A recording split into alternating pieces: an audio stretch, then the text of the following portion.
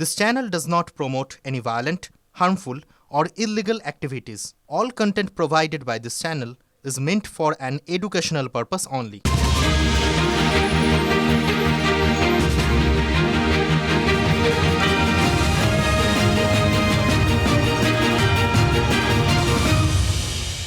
আগামী দিন আমাদের লক্ষ্য হবে মাঠে জয়লাভ করা, সবাইকে মেসেজ করছি।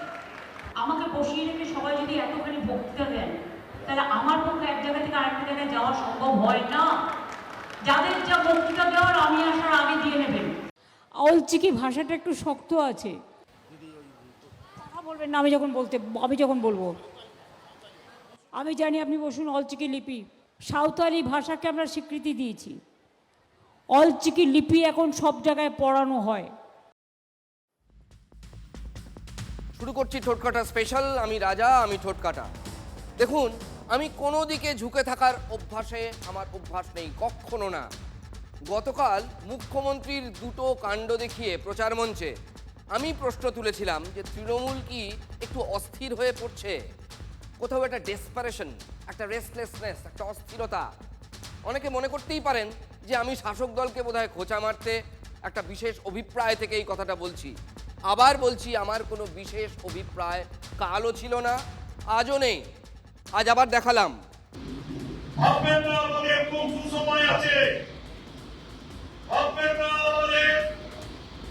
আমরা হাওয়া লাগিয়ে দিতে যাব। যদি কেউ ভাবেন যে হাওয়া আছে, দিতে যাব, তাহলে কিন্তু ভুল হয়ে যাবে। তখন আর আফসোসের জায়গা থাকবে না। একটা সময় ছিল 98%, 99% আমরা ভোট পেয়েছিলাম। 2021 সালে আমি কথা বলছি। সেই জায়গা থেকে কিন্তু আজকে 99% পাওয়ার জায়গাটা আমাদের অনেকটা দূরে সরে গেছে।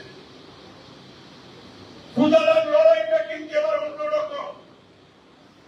নাকের তেল দিয়ে ঘরে মঙ্গলা হবে না।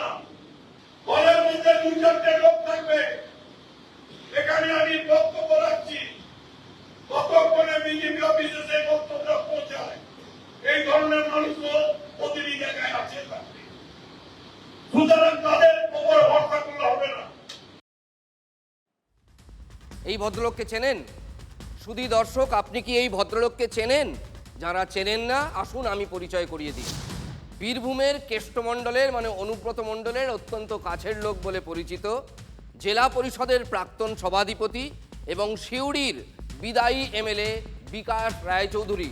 তিনি পরিষ্কার সাফ সূত্র বলে দিচ্ছেন, সুসময় আগের মতো আর নেই। তার মানে এই ভোটটা একেবারে সেই কম্বলে বসে, কার্পেটে বসে সহজে জেতা যাবে না, গায়ে হাওয়া লাগিয়ে জেতা যাবে না।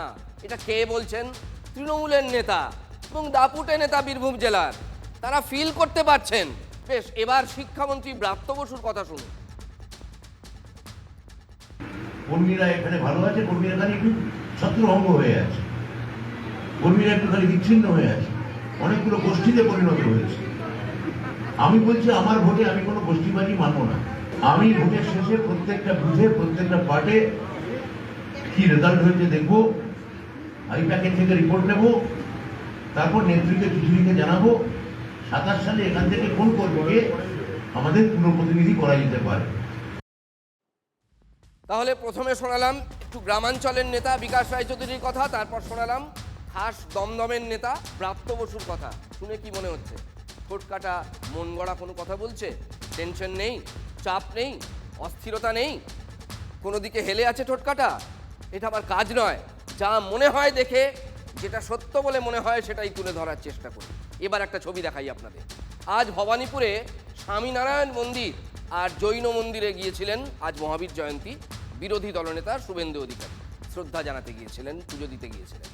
ভবানীপুরে মুখ্যমন্ত্রীর বিরুদ্ধে শুভেন্দুর টক্কর। তাকে কি ম্যানমার্কিংয়ের দায়িত্ব দেওয়া হয়েছে এক বিশেষ নেতাকে? কোন নেতাকে? মেয়র পরিষদ তথা কলকাতা পুরসভার 72 নম্বর ওয়ার্ডের কাউন্সিলর অসীম বসুর ওপর দায়িত্ব পড়েছে শুভেন্দুকে ম্যানমার্কিংয়ের।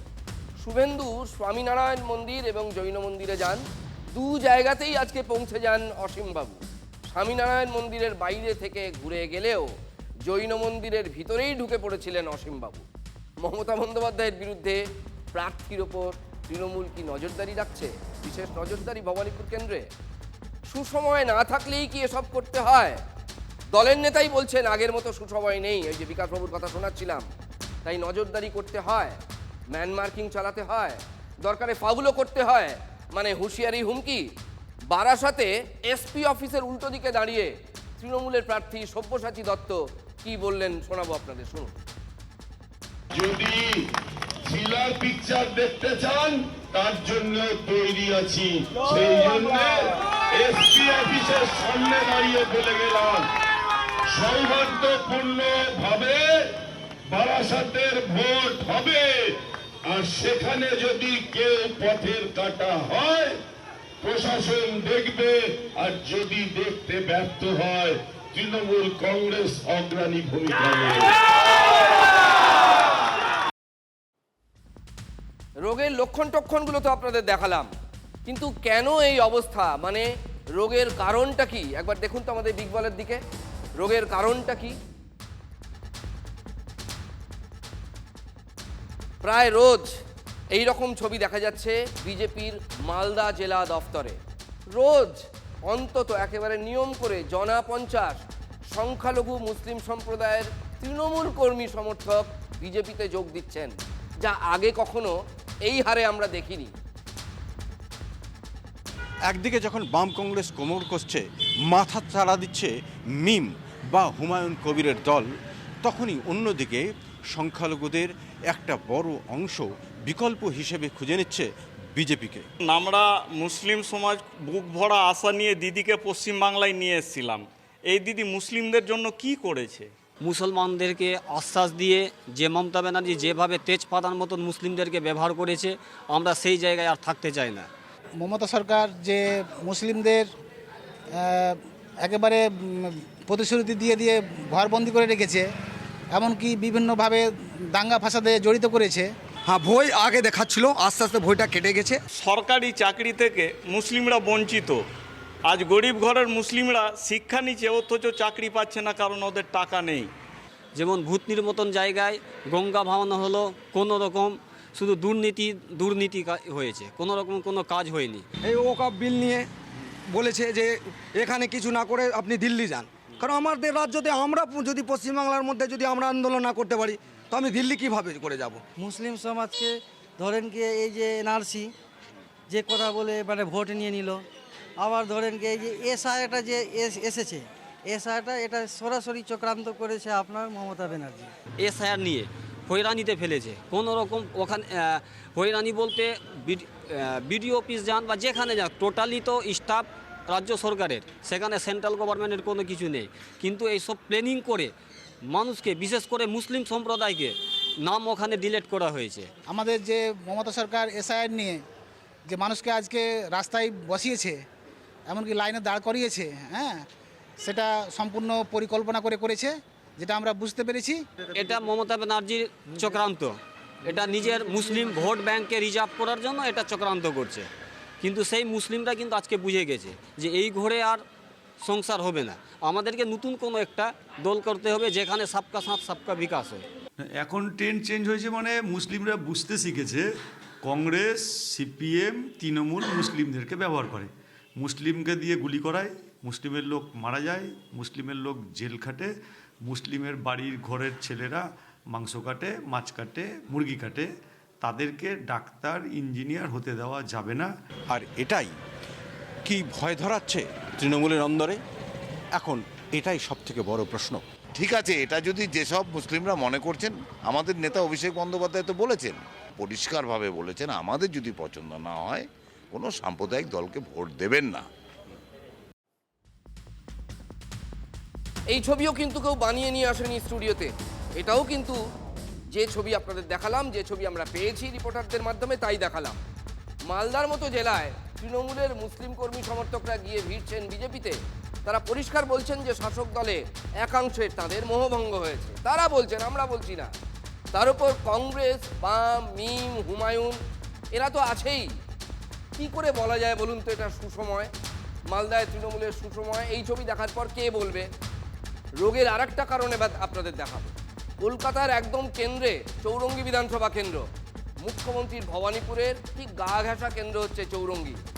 সেখানে তৃণমূল এবারও সুদীপ বন্দ্যোপাধ্যায়ের স্ত্রী নয়না বন্দ্যোপাধ্যায়কে প্রার্থী করেছে, কিন্তু হঠাৎ খেলা জমিয়ে দিয়েছেন ওই এলাকায় হেভিওয়েট সন্তোষ পাঠক।